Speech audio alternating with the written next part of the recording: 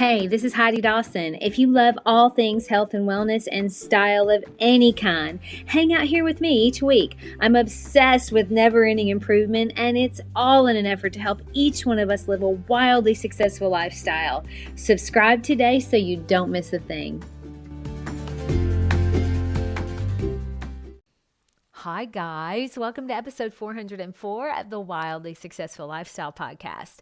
Thanks for hanging out with me. And a big thanks, too, for sharing the episodes with someone you love that you know that they'll love the episode, too. You guys are truly the best.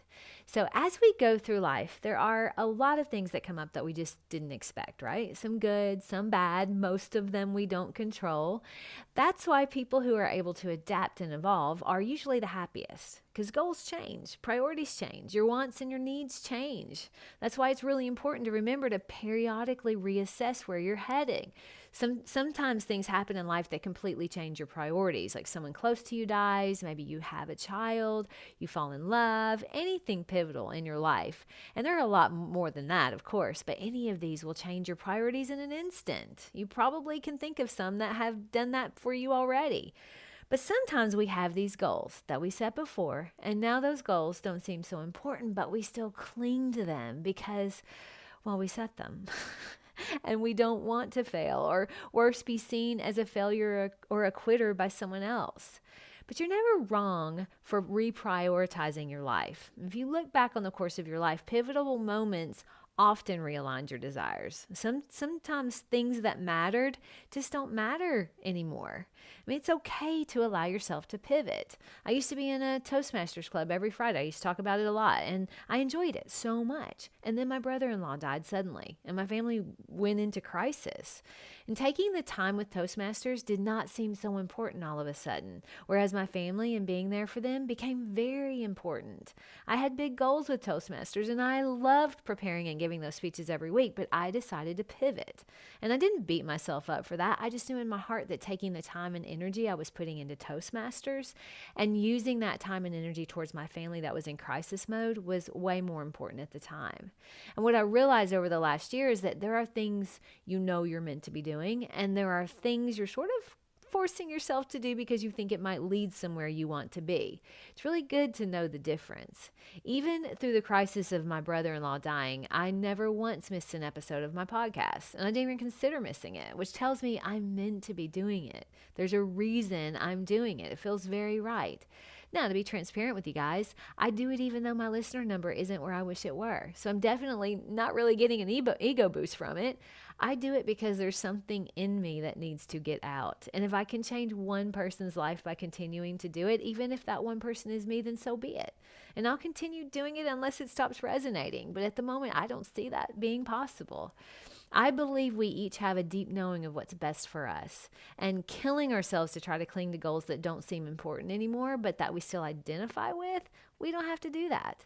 When you allow yourself the ability to eliminate goals that no longer resonate, you're actually opening up unlimited possibilities for yourself. So it's okay when you realize, it's okay to pivot when you realize that your dream job isn't so dreamy after all. It's okay to pivot when you realize that you just aren't as passionate as you thought you would be about the degree you chose. It's okay to pivot if a nutrition plan isn't working for your body, or if tennis cause you to need therapy. Life is a journey, and your desires are constantly changing. We make it a lot harder on ourselves when we cling to things that maybe we've outgrown. Now, that it does also include toxic people. But you got to be really careful who you cast as toxic. I think that's a word that's thrown around quite easily. We don't want to be fickle with our true friends, and we don't want to be fickle in our commitments either, such as a big commitment, a commitment of marriage. Now, total transparency, I've been divorced, and that was a really good decision for my life. But jumping from one person to the next, once the initial excitement wears off, just keep jumping around, that can also become a habit. We attract what we are. And if you're both growing together, as you change, hopefully they're changing and growing with you, because we're all constantly changing. There's a reason you chose that person. Tony Robbins always says that remember why you chose them, because if you remember the initial things that drew you to them and you focus on the things you love about them, you just might be surprised that those feelings are reignited. If there was a deep loving connection to begin with a little work that can come back. It's usually about you and what's going on in your head about your partner that is creating the divide. So take a little time to analyze your thoughts and see if that could be the problem, unless they're truly toxic. And in that case, get as far away as possible, maybe pivot.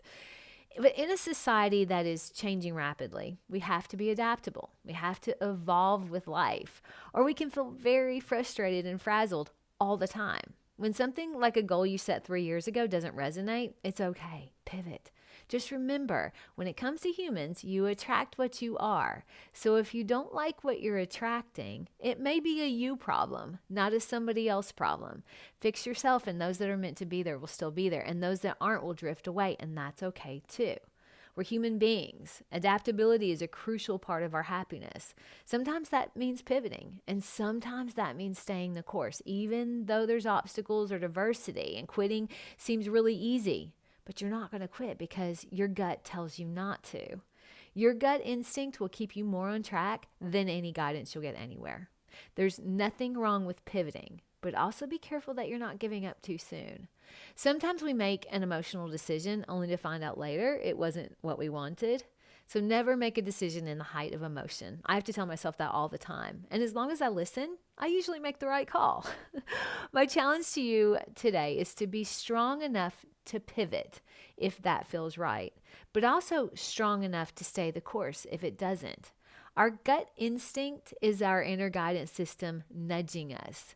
Most of the time, if we're being honest, we know what to do. Share this episode with someone you love. I love you guys. I'll talk to you in a few days. Don't forget to subscribe and share with your friends, because we're just going to keep going bigger and better places together, and I love that about us. Talk to you in a few days.